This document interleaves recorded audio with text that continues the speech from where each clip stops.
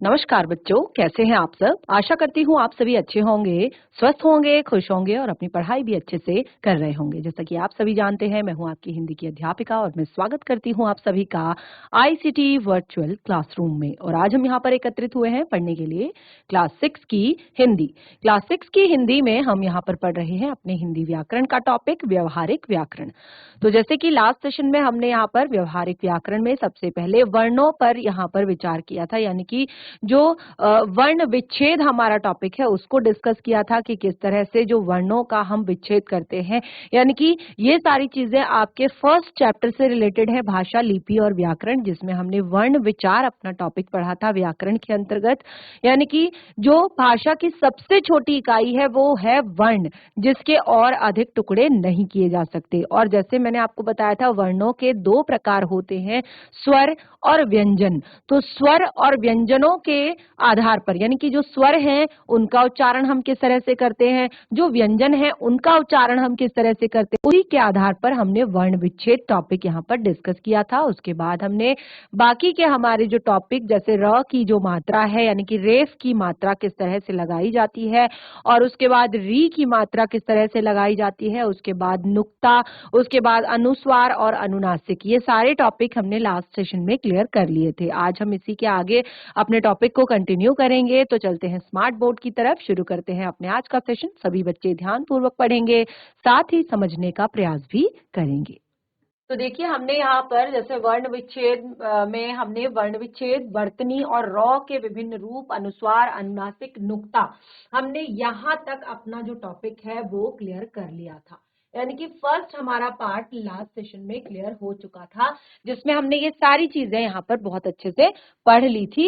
अब हम पढ़ेंगे पाठ के संदर्भ में उपसर्ग और प्रत्ययों से शब्द निर्माण, किस तरह से उपसर्गों और प्रत्ययों से शब्द निर्माण करते हैं। देखिए, जो उपसर्ग और प्रत्यय होते हैं ना, इन्हें शब्द निर्माण की प्रक्रिया भी कहते हैं।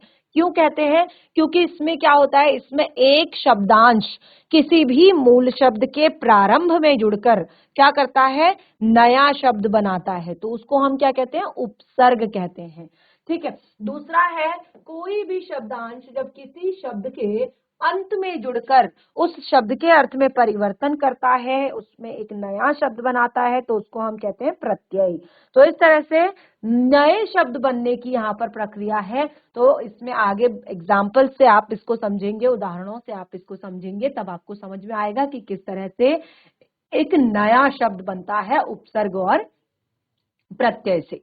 तो उसके बाद देखिए, जैसे मैंने आपको बताया, ये सारी चीजें आपने पढ़ी हुई हैं। पर्यायवाची शब्द, विलोम शब्द, निकार्थी शब्द, वाक्यांशों के लिए एक शब्द, क्योंकि ये हमने पढ़ा है हमारे शब्द विचार टॉपिक के अंतर्गत। क्योंकि अभी रिवीजन हम यहाँ पर कर रहे हैं, तो ये बहुत बड़ी बात नहीं है, क्योंकि ये सारे टॉपिक्स हमारे कंटिन्यूअसली हमारे साथ चलते हैं। यानी कि 6th क्लास हो, 7th क्लास हो, 8th क्लास हो, 9th क्लास हो, चाहे 10th क्लास क्यों ना हो, वहां पर भी हमें ये सारी चीजें पढ़ने को आती है।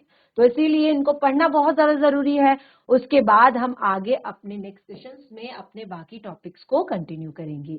तो सबसे पहले हम आगे बढ़ते हैं। जैसे ये लास्ट सेशन में जो चीजें पढ़ी थी हमने, उनको एक बार रिवाइज करेंगे। जैसे देख लीजिए, वर्ण विच्छेद क्या होता है। वर्ण विच्छेद हमने लास्ट सेशन में पढ़ा था कि संश्लिष्ट वर्णों को, संश्लिष्ट अर्थात जो संश्लिष्ट किए गए हैं, एकत्रित किए गए हैं, इन वर्णों को अलग अलग करना। जैसे मैंने बताया ना कि जो व्यंजन होते हैं उनका उच्चारण हम किसकी सहायता से करते हैं, स्वरों की सहायता से करते हैं।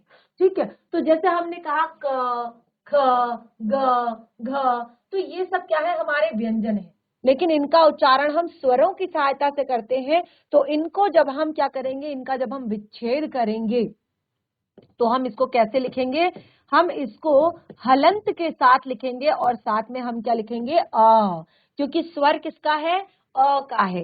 यदि हम आ वहां पर लिखते हैं तो स्वर हो जाएगा का, यदि हम इह वहां पर लिखते हैं तो स्वर हो जाएगा किह, यदि हम ई यहाँ पर लिखते हैं तो वहां स्वर हो जाएगा की, यदि हम उह वहां लिखते हैं तो स्वर हो जाएगा कुह, और यदि हम ऊ वहां पर लिखते हैं तो स्वर हो जाएगा कू।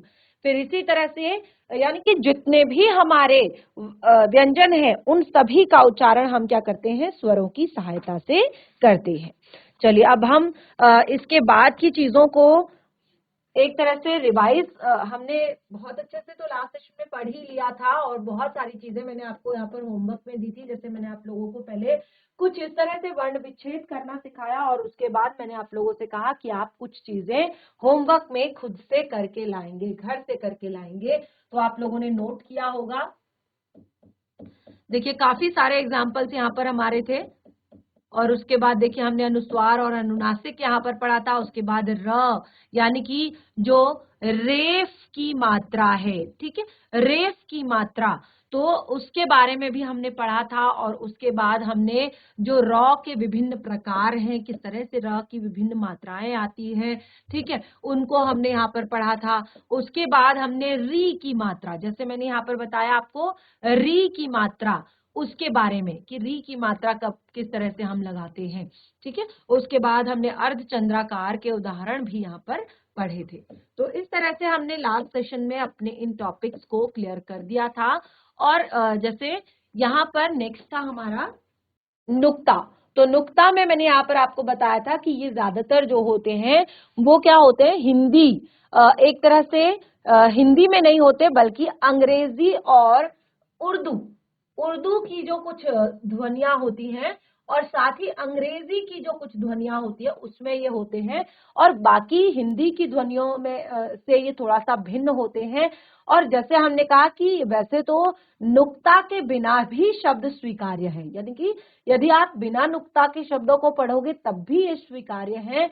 और एक तरह से अभी हमारी भाषा में किसी विशेष प्रकार से नुक्ता लगाने की आवश्यकता नहीं होती, लेकिन जो आपके उर्दू और अंग्रेजी के शब्द हैं उनमें नुक्ता लगाने की जरूरत होती है, और उसके हिसाब से उनके उदाहरण भी चेंज हो जाते हैं, बदल जाते हैं।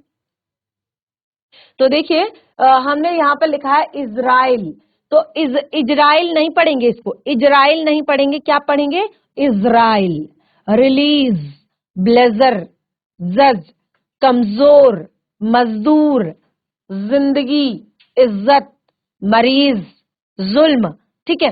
तो इसमें क्या होता है, जो साउंड आता है ना, ज का जो ज की जो ध्वनि आती है वो कैसे आती है, थोड़ा सा वाइब्रेशन के साथ आती है।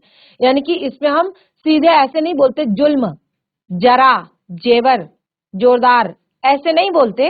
इसमें हम थोड़ा सा क्या करते हैं, उच्चारण में क्या क्या लगता है, थोड़ा सा जोर जोर देते हैं उच्चारण में, ठीक है। जैसे जोरदार, जुल्फ, फादर, फीचर, फ्रेंच, फोटो, फर्ज, फरियाद, फतवा, फजीहत, फकीर, फरमान, फरमाइश, ठीक है। तो क्या हो रहा है, थोड़ा सा जो है हमारे स्वर में क्या आ रहा है, वाइब्रेशन आ रहा है, ठीक है ना। तो इसमें इतनी ज्यादा हमने हिंदी में तो इसकी जरूरत ज्यादा होती नहीं है, लेकिन फिर भी जो अंग्रेजी के शब्द हैं उनको आपको इस तरह से उच्चारण करना होता है, और जो आपके उर्दू के शब्द हैं उनमें भी इस तरह से उच्चारण होता है, ठीक है। तो ये था हमारा नुक्ता। और अब यहाँ पर हमने वर्तनी, वर्तनी हम लास्ट सेशन में पढ़ रहे थे, और वर्तनी में मैंने आप लोगों को बताया था कि वर्तनी में हम क्या करते हैं, कई बार हम मिस्टेक्स करते हैं, गलतियां करते हैं। और ये गलतियां क्यों होती हैं, जैसे मैंने कहा कि नुक्ता के कारण कभी कभी गलतियां होती है, क्योंकि हम हिंदी में क्या करते हैं, जैसा हम बोलते हैं वैसा ही हम उसको लिख देते हैं, ठीक है। तो जैसा हम बोलते हैं वैसा ही लिख देते हैं, तो कई बार क्या होता है कि हम गलत उच्चारण करते हैं और गलत ही फिर हम उसको लिख देते हैं, ठीक है ना। तो जैसे मैंने यहाँ पर क्या कहा था कि हमें धोखा हो गया, हम कहते हैं ना मुझे तो बहुत बड़ा धोखा हो गया, धोखा, जबकि क्या होता है, धोखा, ठीक है। जैसे हम कहते हैं बहुत सारे शब्द, अशोक, अशोक, ठीक है। तो हम मुंह से कहते हैं अशोक अशोक, लेकिन अशोक नहीं होता, अशोक। अगर हम उच्चारण ही सही करेंगे तो फिर हम सही तरीके से लिखेंगे भी, ठीक है। प्रशंसा, ठीक है, प्रशंसा, ये आपका गलत वर्ड है, प्रशंसा, ठीक है। शासन, शासन, जबकि शासन, ठीक है। तो इस तरह से आपके बहुत सारे शब्द ऐसे हैं जिनको हम क्या करते हैं, गलत उच्चारण करते हैं और फिर उनको हम गलत ही लिख देते हैं। तो जैसे यहाँ पर बहुत सारे एग्जाम्पल दिए हैं, तो इनको आप उसी तरह से, बिल्कुल जिस तरह से हैं, आप उनको एक बार कुछ एग्जाम्पल्स आप यहाँ पर लिख लीजिए और उसके बाद उसको उस तरह से पढ़ने की कोशिश कीजिए और उस तरह से लिखिए, यानी कि उच्चारण सही कीजिए और उसको फिर सही तरीके से लिखिए। तो देखिए कितने सारे शब्द हैं जिनका उच्चारण अक्सर हम गलत करते हैं और फिर हम उसको गलत ही लिख देते हैं। ठीक है, जैसे देखिए जो कॉमन से वर्ड है नाराज, हम क्या कहते हैं कॉमन सी लैंग्वेज में, अरे वो तो बहुत नाराज है आजकल, नाराज, नाराज नहीं नाराज। ठीक है, इसी तरह से आधीन, आधीन नहीं होता अधीन होता है। ठीक है, इसी तरह से बहुत सारे और भी शब्द हैं। देखिए कितने सारे शब्द हैं जिनको हम कई बार गलत उच्चारण करते हैं और उसके बाद हम गलत ही लिख देते हैं। ठीक है, आप देखिए कितने सारे शब्द हैं यहाँ पर जिनको हम कई बार गलत लिख देते हैं। तो इनको आप नोट भी कर सकते हैं और खुद से भी आप इनको समझ सकते हैं। उसके बाद आता है हमारा पर्यायवाची शब्द। क्या होता है पर्यायवाची शब्द, किसे कहते हैं पर्यायवाची शब्द? ठीक है, अब देखिए पर्याय, पर्याय का क्या होता है? पर्याय का अर्थ होता है कि एक से अधिक सेम चीजें, ठीक है, एक ही अर्थ को प्रकट करने वाले एकाधिक शब्दों को पर्यायवाची शब्द कहते हैं। एक ही अर्थ को प्रकट करने वाले एकाधिक शब्द पर्यायवाची शब्द कहलाते हैं। यानी कि जो एक सा अर्थ प्रकट करते हैं उन शब्दों को पर्यायवाची शब्द कहते हैं और वो शब्द एक से अधिक हो सकते हैं। जैसे अहंकार को हम घमंड भी कहते हैं, अभिमान भी कहते हैं, दर्प भी कहते हैं, दंभ भी कहते हैं। यूं तो किसी भाषा में कोई दो शब्द समान अर्थ वाले नहीं होते, यानी कि किसी भी भाषा में ऐसा नहीं होता कि दो शब्द समान अर्थ वाले होते हैं। उनमें सूक्ष्म सा अंतर तो होता ही है, यानी कि थोड़ा सा अंतर तो वहां पर होता ही होता है, परंतु अर्थ के स्तर पर अगर अर्थ को देखा जाए तो अर्थ के स्तर पर अधिक निकट होने वाले शब्दों को समानार्थी शब्द कहा जाता है। यानी कि एक तरह से पर्याय में, उसके बदले में कह सकते हैं कि ऐसे कहते हैं ना कि आजकल बहुत ज्यादा एक तरह से ये घमंड में रहता है या बहुत ज्यादा अहंकारी हो गया है। ठीक है, बहुत ज्यादा अभिमान इसको हो गया है। ठीक है, तो इसमें आपके वर्ड्स तो एक जैसे हैं लेकिन थोड़ा सा अंतर भी है। लेकिन क्या होता है कि थोड़ा अगर अर्थ को अगर निकालने की कोशिश करें तो अर्थ के आधार पर क्या हो जाता है, ये चीजें थोड़ा सा समानार्थी कही जा सकती हैं, इसीलिए इसको पर्यायवाची शब्द कहते हैं। क्या कहते हैं? पर्याय में, यानी कि उसके बदले में। ठीक है, तो देखिए यहाँ पर हमें बहुत सारे पर्यायवाची शब्द दिए हैं और जैसे मैंने आपको बताया कि ये पर्यायवाची शब्द आपके लिए समझना पढ़ना बहुत ही ज्यादा जरूरी है। भले ही आपको लगे कि ये बहुत एक तरह से छोटी क्लास का टॉपिक है, लेकिन मैंने कहा कि ये छोटी क्लास का टॉपिक है, लेकिन ये आपका क्लास 10th तक भी आपके साथ रहता है और साथ ही जब आप आगे कोई भी कॉम्पिटिटिव एग्जाम्स देते हैं उसमें भी ये सारी चीजें आपको पढ़ने को आती है। तो सबसे पहला शब्द है अहंकार। अहंकार का पर्यायवाची दिया है घमंड, अभिमान, दर्प, दंभ। अगला शब्द है अमृत। अमृत का पर्यायवाची अमीय, सुधा, पीयूष, अमी। अंधेरा शब्द का पर्यायवाची तम, तिमिर, अंधकार। अतिथि शब्द का पर्यायवाची, अतिथि का अर्थ क्या होता है? अतिथि शब्द का पर्यायवाची मेहमान, पाहुन, आगंतुक। असुर शब्द का पर्यायवाची, असुर का पर्यायवाची दानुज, दनुज, दानव, राक्षस, निशाचर। ये सब क्या है? असुर शब्द के पर्यायवाची हैं। आकाश, आकाश शब्द का पर्यायवाची क्या होगा? गगन, आसमान, नभ, अंबर।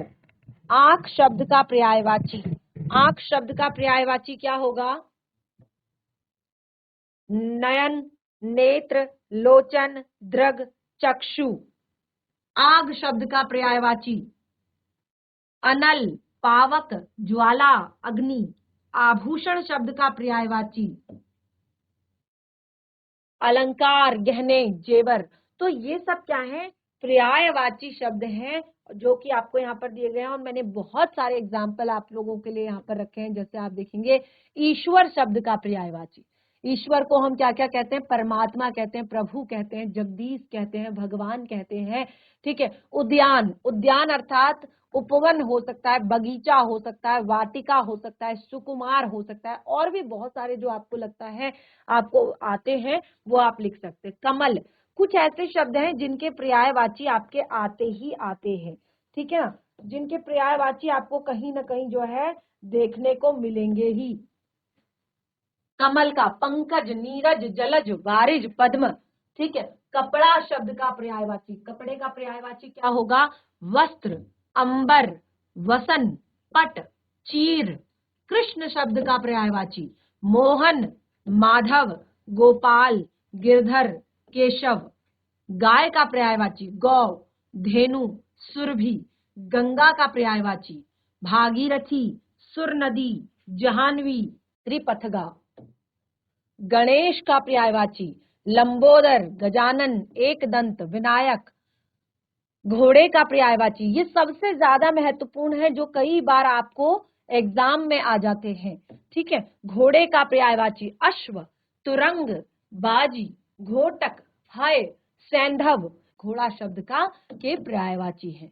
उसके बाद देखिए आपके पास एग्जाम्पल है घर, घर शब्द का पर्यायवाची भी आपको आता है। चांद का पर्यायवाची भी आपको आता है।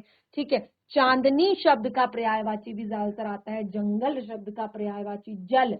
ठीक है। और देवता शब्द का पर्यायवाची नदी का पर्यायवाची। ये शब्द आपके बहुत सारे कॉमन आपके शब्द हैं, लेकिन ये आपके एग्जाम में जब आते हैं, देखिए कुछ जो हैं जो हमेशा रिपीट होते हैं, जैसे चांद, चांद का चंद्रमा, राकेश, शशि, रजनीश, इंदु, ये सब क्या है, चांद के पर्यायवाची है। इसी तरह से जैसे मैंने यहाँ पर दिया जल, जल का पर्यायवाची क्या होता है, पानी, नीर, वारी, सलिल, अंबु। ठीक है। देवता, देवता का पर्यायवाची सुर, अमर, देव, अजर, अविधु, विबुध, विबुध। दूध का पर्यायवाची, दिन का पर्यायवाची, दुख का पर्यायवाची, नदी का पर्यायवाची, नदी का पर्यायवाची सबसे ज्यादा आता है सरिता, तटिनी, तरंगिणी। ये सब नदी के पर्यायवाची हैं। उसी तरह से और भी बहुत सारे यहाँ पर शब्द हैं, जैसे पुत्र, पुत्री, पर्वत, पक्षी, पति, पत्नी, मनुष्य, पृथ्वी। पृथ्वी का पर्यायवाची भी आता है कई बार, फूल का पर्यायवाची आता है। ठीक है। तो ये जो बहुत सारे ऐसे कॉमन टॉपिक है ना, ये आपके पर्यायवाची के तौर पर आते हैं। जैसे फूल को क्या क्या कहते हैं, पुष्प, कुसुम, प्रसून, सुमन, पुहुप। बंदर का कपि, मरकट, वानर, हरि, शखामृग। बिजली शब्द का पर्यायवाची विद्युत, दामिनी, सौदामिनी, चंचला, चपला। ठीक है। इस तरह से और भी शब्द हैं, जैसे ब्राह्मण, ब्राह्मण शब्द का पर्यायवाची बर्फ का पर्यायवाची, महादेव का पर्यायवाची, मेघ का पर्यायवाची। ठीक है। मेघ का पर्यायवाची भी आता है। मदिरा का पर्यायवाची माता, युद्ध, रात्रि, राजा, लहू। राजा का पर्यायवाची भी आपका आता है। वायु का यानी कि हवा का पर्यायवाची भी आपको लिखने को आता है। तो बहुत सारे ऐसे शब्द हैं जिनको मैंने यहाँ पर आपको दिए हैं आपके लिए। जैसे सोना, इसका भी पर्यायवाची लिखने को आता है। वृक्ष, इसका भी पर्यायवाची आता है। सिंह का भी पर्यायवाची आता है। बाकी बहुत सारे शब्द ऐसे हैं जिनके पर्यायवाची आपको लिखने के लिए आते हैं। तो इतने सारे एग्जाम्पल मैंने दिए हैं, कुछ कुछ आप साथ के साथ नोट करते रहें, समझते रहें जिन पर्यायवाची शब्दों को यहाँ पर दिया गया है। तो इस तरह से आप देखेंगे ये सारे पर्यायवाची शब्द हैं। उसके बाद आते हैं आपके विलोम शब्द। विलोम का क्या अर्थ होता है, विलोम शब्द। ठीक है। जैसे अभी हमने यहाँ पर क्या बताया, पर्यायवाची, पर्यायवाची में मैंने क्या कहा कि जो एक जैसा अर्थ देते हैं। ठीक है। लेकिन विलोम शब्द भी यहाँ पर आपको दिया गया है। तो विलोम का क्या अर्थ होता है, विलोम का अर्थ होता है विपरीत। ठीक है। तो जो विपरीत अर्थ प्रकट करने वाले शब्द होते हैं उनको कहते हैं विलोम शब्द। क्या कहते हैं, विलोम शब्द कहते हैं जो क्या करते हैं, विपरीत उल्टा अर्थ देते हैं। ठीक है, जैसे अस्त, अस्त का क्या होगा? उदय, सीधे विपरीत हो गया, उल्टा अर्थ देते हैं। ठीक है, विलोम, विपरीत अर्थ प्रकट करने वाले शब्दों को विलोम शब्द कहते हैं। अस्त का उदय, अक्षम का सक्षम, अर्थ का अनर्थ, अनाथ का सनाथ, अपना पराया, अमृत विष, अल्पज्ञ बहुज्ञ, अपव्यय मितव्यय। इसी तरह से अतिवृष्टि अनावृष्टि, अनुराग विराग, अनुकूल प्रतिकूल, अंधेरा उजाला, अवनीति उन्नति, अल्पायु दीर्घायु, अनुज अग्रज, आकाश पाताल। इसी तरह से आदर निरादर, आहार निराहार, आयात निर्यात, आकर्षण अनाकर्षण या विकर्षण, आर्द्र शुष्क, आस्तिक नास्तिक, आलसी परिश्रमी, आशा निराशा। जितने भी शब्द आपको यहाँ पर बताए हैं सारे के सारे आप देख रहे हैं किस तरह के शब्द हैं? विपरीत अर्थ प्रकट करने वाले शब्द हैं, जो उल्टा अर्थ दे रहे हैं, बिल्कुल विपरीत अर्थ दे रहे हैं, उनको कहते हैं विलोम शब्द। विलोम का अर्थ होता है उल्टा या विपरीत। उसके बाद कुछ और एग्जांपल्स, क्योंकि ये भी आपके बहुत सारे कॉमन से टॉपिक्स हैं, जैसे अनावश्यक का आवश्यक का अनावश्यक, आय का व्यय, आगत का विगत, आदर्श का यथार्थ, आदि का अनादि, आसक्ति का विरक्ति, आर्य का अनार्य, आरोह का विरोह, इच्छा अनिच्छा, इहलोक परलोक। उत्तर प्रश्न। अब देखिए बाकी आप पढ़ेंगे इधर, उचित अनुचित, उत्तर दक्षिण, उत्कर्ष अपकर्ष, उपयोगी अनुपयोगी, ऐच्छिक अनिवार्य, ऋजु वक्र या कुटिल, उर्वरा ऊसर। ठीक है, तो इस तरह से यहाँ पर ढेर सारे विलोम शब्द हमने बताए, और देखिए इस तरह से बहुत सारे और भी मेरे पास आपके लिए है। आप इन्हें पढ़ें समझें। आप कहीं से भी आपकी पाठ्य पुस्तिका में जितने भी विलोम शब्द हैं, पर्यायवाची शब्द हैं, देखिए आपको लगता है कि बहुत ज्यादा इजी है, लेकिन कई बार एग्जाम में इस तरह से आ जाते हैं कि आप उसको अच्छे से समझ नहीं पाते, अच्छे से नहीं कर पाते। तो देखिए जैसे यहाँ पर दिया गया है, गुरु का शिष्य, या गुरु को हम कह सकते हैं के अर्थ में हम बड़ा भी कह सकते हैं, तो उसमें हमने लघु भी लिखा हुआ है। ठीक है, ध्वंस करना, खत्म करना, और इसका विलोम होता है निर्माण करना। ठीक है, तीव्र का मंद, दुर्जन का सज्जन, प्रवृत्ति का निवृत्ति, पक्षपाती निष्पक्ष, ठीक है, निरर्थक का सार्थक। तो देखिए बहुत सारे आपके विलोम शब्द यहाँ पर हैं। तो विलोम का अर्थ जैसे मैंने आपको बताया कि विपरीत अर्थ देने वाले। अब है अनेकार्थी शब्द। अनेकार्थी शब्द क्या होता है? जैसे कि नाम से ही पता चल रहा है, एक से अधिक अर्थ। ठीक है, अनेकार्थी शब्द जिसका एक से अधिक अर्थ होते हैं। एक शब्द आपको दिया जाएगा लेकिन उसके अर्थ जो है एक से अधिक होंगे, उन्हें हम कहते हैं अनेकार्थी शब्द। तो जैसे यहाँ पर दिया है अक्षर। अक्षर हम किसे कहते हैं? अक्षर का अर्थ होता है न नष्ट होने वाला, नष्ट न होने वाला, जो कभी खत्म ना हो। ठीक है, और दूसरा है अर्थ इसका ईश्वर, और तीसरा इसका अर्थ है वर्ण। वर्ण यानी कि जो अक्षर आप लिखते हैं। ठीक है, अंबर, अंबर का एक अर्थ है कपड़ा। अभी हमने पर्यायवाची में पढ़ा था ना, अंबर का एक अर्थ होता है कपड़ा, दूसरा अर्थ होता है आकाश, तीसरा अर्थ होता है कपास। अर्थ, इसका एक अर्थ होता है धन, जैसे हम कहते हैं ना अर्थहीन हो गया, यानी कि धनहीन हो गया। एक अर्थ का होता है मतलब, जैसे हम कहते हैं ये अर्थहीन है, यानी कि बेमतलब है। ठीक है, उद्देश्य भी हो सकता है। ठीक है, अली, अली का अर्थ होता है भौरा या सखी या कोयल। तो ये आपका अली शब्द भी आपका यहाँ पर दिया गया है। अंक, अंक का अर्थ होता है गोद, गणना का अंक, जैसे हम 1 2 3 4 5 6 कहते हैं, तो वो भी, उसको भी हम क्या कहते हैं? अंक। और एक होता है मध्य, यानी कि बीच में। आम, आम सीधे सीधे आपको पता है एक फल के रूप में, और हम कहते हैं आम जनता, सामान्य लोग, यानी कि मामूली से, ये तो आम है। ठीक है, उत्तर, उत्तर का एक आपका होता है सबसे पहले एक दिशा के रूप में, एक जवाब के रूप में, या बाद का, जैसे हम कहते हैं पूर्व पद या उत्तर पद, उत्तर अर्थात बाद का, ठीक है। और एक दिशा होती है, आपको पता है, एक जवाब होता है जब प्रश्न के बाद आप उत्तर लिखते हैं। कनक, कनक का अर्थ होता है सोना, कनक का अर्थ होता है धतूरा, कनक का अर्थ होता है गेहूं। तो कनक को 3 अर्थों में हम यहाँ पर पढ़ते हैं। इसी तरह से यहाँ पर और भी बहुत सारे शब्द हैं, जैसे कर, कर का एक अर्थ होता है हाथ, एक होता है किरण, एक होता है हाथी की सूंड, और एक होता है टैक्स। आपने देखा होगा ना, इनकम टैक्स, आयकर, ठीक है। तो ये आपका यहाँ पर कुछ अनेकार्थी शब्द, जैसे कल, कल एक होता है आने वाला कल, एक होता है बीता हुआ कल, ठीक है। दो तो ये आपके हो गए, एक आने वाला कल, एक बीता हुआ कल, और एक होता है मशीन, कहते हैं ना कल पुर्जे, कहते हैं ना, और एक होता है चैन। काल, काल होता है एक तो समय और दूसरा मृत्यु। कक्षा, कक्षा होता है एक तो छात्रों का समूह, एक होता है परिधि, हम कहते हैं ना पृथ्वी अपनी कक्षा पे घूमती रहती है, और एक होता है समूह। कुल, कुल का अर्थ होता है एक तो होता है टोटल, ठीक है, जो सब मिलाकर, और एक होता है वंश। गुरु, गुरु का एक अर्थ होता है आपका बड़ा या महान, और दूसरा होता है शिक्षक। घट, घट का एक अर्थ होता है घड़ा, दूसरा शरीर, और तीसरा हृदय। घन, घन का अर्थ होता है बादल, या फिर हथौड़ा, या अधिक बड़ा, कहते हैं ना ये बहुत ही ज्यादा एक तरह से घना है। तो इस तरह से बहुत सारे अनेकार्थी शब्द और भी हैं हमारे साथ, जिनके एक से अधिक अर्थ होते हैं।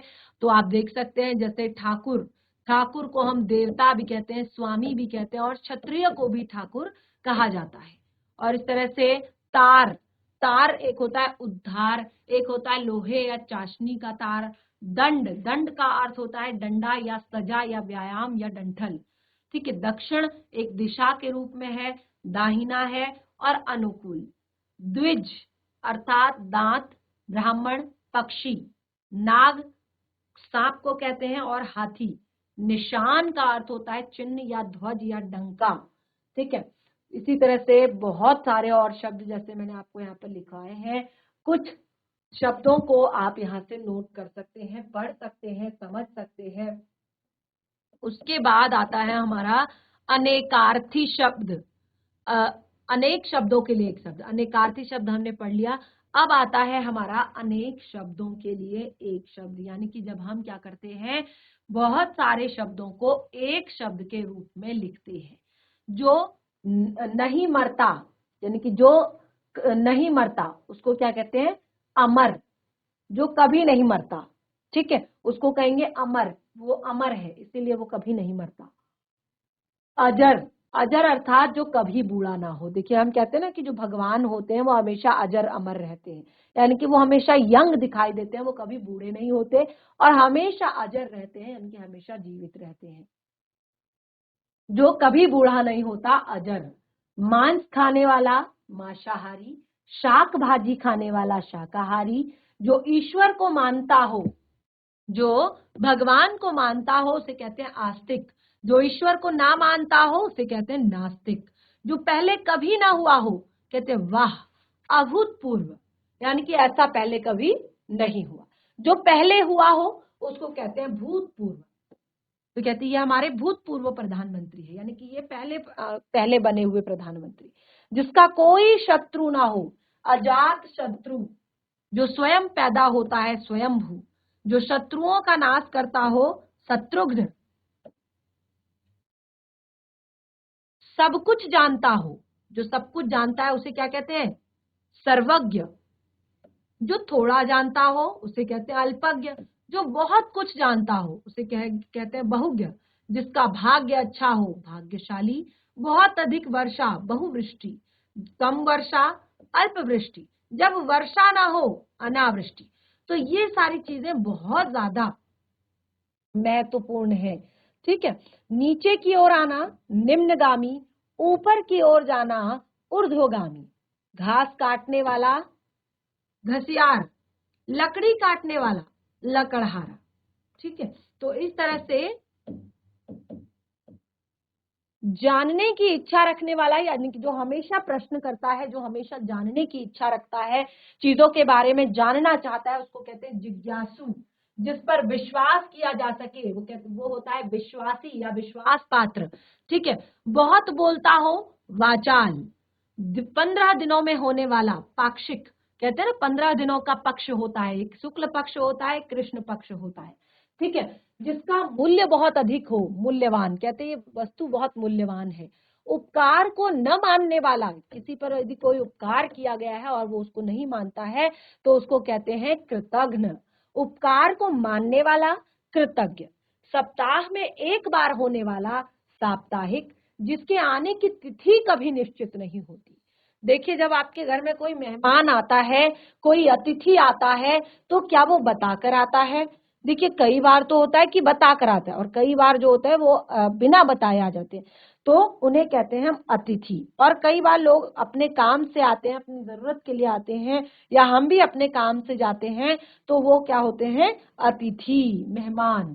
ठीक है। जो सोचे विचारे किया हुआ विश्वास, अगर आप बिना सोचे समझे किसी पर विश्वास कर लेते हैं और उसकी बातों को फॉलो करते रहते हैं और अनुकरण करते रहते हैं, तो उसको कहते हैं अंधविश्वास। ठीक है। जिसको क्षमा ना किया जा सके, कोई ऐसा अपराध जिसको क्षमा ना किया जा सकता, उसको कहते हैं अक्षम्य, जिसको क्षमा नहीं कर सकते। जिसमें संदेह ना हो किसी बात पर, उसे कहते हैं निसंदेह। ऊपर कहा गया उपरोक्त, सबको एक सा देखने वाला, उसे क्या कहते हैं? सर्व समदर्शी, समान तरह से सबको देखता हो। जिसका आकार हो उसे कहते हैं साकार। जो आंखों के सामने हो, हम कहते हैं ना प्रत्यक्ष रूप से हमने उसको देखा। ठीक है। प्रत्यक्ष यानी कि वो आंखों के सामने है, प्रत्यक्ष है। ठीक है। अच्छे आचरण वाला, सदाचारी, हम कहते हैं वो पुरुष बहुत ज्यादा सदाचारी है। काम से जी चुराने वाला, जो काम करने का किसी का जब मन नहीं करता और वो अपने काम के लिए अलग अलग बहाने बनाता है, तो उसको कहते हैं कामचोर। जो इस लोक में ना हो, अलौकिक। जो कम खाता हो उसको कहते हैं अल्पाहारी। जो कहा ना जा सके, अकथनीय। जहां जाना आसान हो, सुगम। तो बहुत सारे ऐसे जो इसमें चीजें हैं ना, ये आपको क्या होता है, ये यहाँ पर इस तरह के आपके एग्जाम में भी आते हैं, तो आप इनको जरा ध्यान से पढ़ें, समझे। अब आता है हमारे विराम चिन्ह। तो ये हमने एक टॉपिक को बहुत अच्छे से हमने यहाँ पर पढ़ लिया है। विराम चिन्ह मैंने पहले भी पढ़ाया है आप लोगों को, यानी कि इसी सेशन में क्लास 6 में हमने अपना विराम चिन्ह टॉपिक जो है बहुत अच्छे से पढ़ा है, और पढ़ना जरूरी भी है, क्योंकि जैसे कि मैंने आपको बताया, अब आप क्लास 6 में हैं, तो आपसे ये छोटी छोटी मिस्टेक्स, अब आप एक तरह से पेन से भी लिखते हैं, अब आप बड़े हो गए हैं, तो अब आपसे थोड़ा सा उम्मीद की जाती है कि अब आप मैच्योर बने, आप अपने काम को एक तरह से बिल्कुल साफ सुथरा, नीट एंड क्लीन काम करें, और जहां पर कॉपी आपकी गंदी ना हो, और आप अच्छे से लिखना सीखें, जो आपके नियम है लेखन के उनको आप जानें। तो उसके लिए मैंने आपको यहाँ पर विराम चिन्हों के बारे में बताया था। तो देखिए, लेखक के भावों और विचारों को स्पष्ट करने के लिए, अब देखिए विराम चिन्हों का प्रयोग हम करते क्यों है। जैसे मैंने बताया, अगर आप किसी बात पर बीच में कोई विराम नहीं लेंगे, कोई इस तरह का चिन्ह नहीं लगाएंगे, तो क्या होगा, हमारे लिए पूरी की पूरी जो लाइन है, पूरी की पूरा सेंटेंस जो है वो क्या हो जाएगा, एक जैसा हो जाएगा, और हम उसका अर्थ जो है अच्छे से नहीं निकाल पाएंगे, अच्छे से उसको समझ नहीं पाएंगे। तो लेखक के भावों और विचारों को स्पष्ट करने के लिए कि लेखक अपने लेख के माध्यम से आखिर क्या कहना चाहता है, तो अपने भावों और विचारों को स्पष्ट करने के लिए वो बीच बीच में जिन चिन्हों का प्रयोग करता है कि हाँ, यहाँ पर आपको रुकना है, ये आपका फुल स्टॉप है, स्पष्ट करने के लिए जिन चिन्हों का प्रयोग किया जाता है, उन्हें हम कहते हैं विराम चिन्ह। ठीक है। अब वो कैसे होते हैं, कहीं पर आपको थोड़ी देर के लिए रुकना होता है, कहीं पर आपको पूरा सेंटेंस जब खत्म हो जाता है तो वहां पर आपको रुकना होता है, कहीं पर आप प्रश्न पूछ रहे हैं तो वहां पर आप उस तरह का चिन्ह लगाएंगे। ठीक है। तो इससे क्या होता है, वाक्य विन्यास और भाव में जो भावों की अभिव्यक्ति है उसमें स्पष्टता आ जाती है, यानी कि वाक्य आपके क्लियर हो जाते हैं और भाव जो होते हैं उनमें स्पष्टता आ जाती है कि आखिर बोलना क्या चाह रहे हैं भाई। और दूसरा जो है सौंदर्य भी बढ़ जाता है, यानी बात की जो क्वालिटी है वो भी आपकी बढ़ जाती है। उन्हीं को हम विराम चिन्ह कहते हैं। और प्रमुख विराम चिन्ह जैसे मैंने आपको लिखवाए भी थे, यहाँ पर आप देख सकते हैं 10 से 11 विराम चिन्ह हमने पढ़े थे, तो उन्हीं को अभी हम यहाँ पर थोड़ा सा रिवाइज कर रहे हैं और उन्हीं को हम आगे अच्छे से यहाँ पर एक बार समझेंगे। तो देखिए लगभग 10 विराम चिन्ह जो है वो हमारे यहाँ पर हैं और हम उनको अच्छे से एक बार रिवाइज कर लेते हैं। तो सबसे पहला देखिए आपका विराम चिन्ह है पूर्ण विराम। पूर्ण विराम, अब देखिए नाम से ही थोड़ा सा हमें क्लियर हो जाता है कि जब हमारी बात जो है कंप्लीट हो जाती है, हमारी बात जो है एक तरह से खत्म हो जाती है, तो उसको हम क्या कहते हैं, वहां पर हम पूर्ण विराम लगाते हैं। यानी कि ये जो आपका पूर्ण विराम है ये हर तरह के वाक्यों में, जैसे सरल वाक्य जो होते हैं आपके, संयुक्त वाक्य जो होते हैं, मिश्र वाक्य जो होते हैं, उन सबके अंत में, यानी कि जिस भी तरह का आपका वाक्य है उन सबके अंत में ये पूर्ण विराम लगाया जाता है। जैसे आओ, बात खत्म, राम अच्छा लड़का है, ठीक है। तो आप देखेंगे लास्ट में हमने क्या किया है, पूर्ण विराम का प्रयोग किया है। दूसरा हमने यहाँ पर प्रश्न सूचक चिन्ह लिखा है, तो प्रश्न सूचक चिन्ह का अर्थ है कि जो प्रश्नवाचक वाक्य होते हैं, ठीक है, जो प्रश्नवाचक वाक्य होते हैं उनके अंत में लगाया जाता है। जैसे तुम्हारा नाम क्या है, तुम्हारा नाम क्या है। यदि एक ही वाक्य में कई प्रश्न सूचक उपवाक्य हो तो वाक्य की समाप्ति पर ही प्रश्न सूचक चिन्ह लगाया जाएगा। यानी कि अगर आप एक साथ 2-3 प्रश्न पूछ रहे हैं, 2-3 प्रश्न सूचक आपके वाक्य हैं बीच में, तो आप जब एंड होगा यानी कि लास्ट जो आपका वाक्य जहां पर खत्म होगा वहां पर आप प्रश्न सूचक चिन्ह लगाएंगे। और देखिए यही आपको पहचान कराता है कि यहाँ पर क्या हो रहा है, प्रश्न पूछे जाने का बोध हो रहा है, यानी कि यहाँ पर प्रश्न पूछा जा रहा है। तो उसी को हम क्या कहते हैं, प्रश्न सूचक चिन्ह कहते हैं।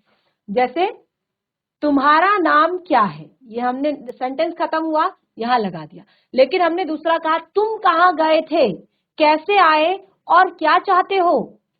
तुम कहाँ गए थे, कैसे आए और क्या चाहते हो। तो आप देख सकते हैं 3 तरह के प्रश्न हैं, कहाँ गए थे, कैसे आए और क्या चाहते हो। तो दोनों को हमने छोड़कर एंड में यानी कि लास्ट में हमने यहाँ पर प्रश्न सूचक चिन्ह लगाया है। उसके बाद हमारा है देखिए यहाँ पर विस्मयादि बोधक और संबोधन सूचक। विस्मयादि बोधक या संबोधन सूचक हम कह सकते हैं।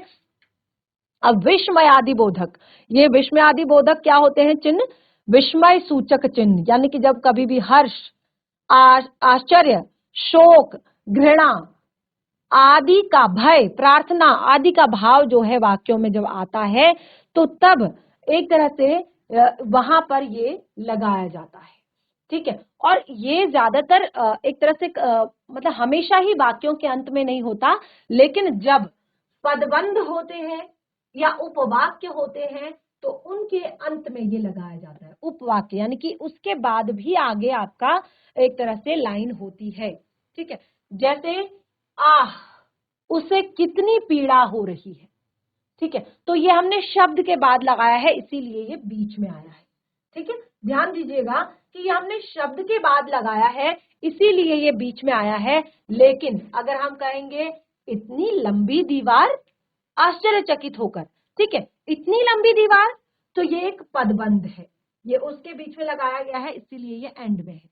कैसा सुंदर दृश्य है, तो ये पूरा वाक्य है, लेकिन कैसा वाक्य है, हमको हर्ष और आश्चर्य दोनों का यहाँ पर अनुभव हो रहा है, तो हमने कहा कि कितना सुंदर दृश्य है, ठीक है।